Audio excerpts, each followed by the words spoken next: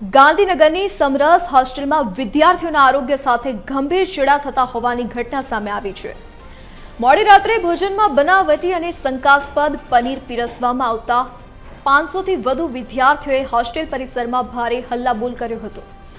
વિદ્યાર્થીઓનો આક્ષેપ છે કે મેસમાં ISI માર્ક વગરનું હલકી ગુણવત્તાવાળું પનીર વાપરવામાં આવે છે, જેનાથી સેંકડો વિદ્યાર્થીઓના સ્વાસ્થ્ય સામે ખતરો ઊભો થયો છે।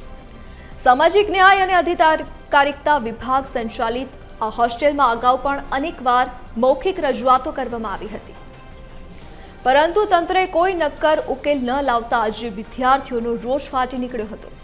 જમવાના સમયે પનીરની નબળી ગુણવત્તા જોઈ છાત્રો ભડક્યા હતા અને જવાબદારો સામે કડક કાર્યવાહી કરવાની માંગ સાથે હોબાળો મચાવ્યો હતો।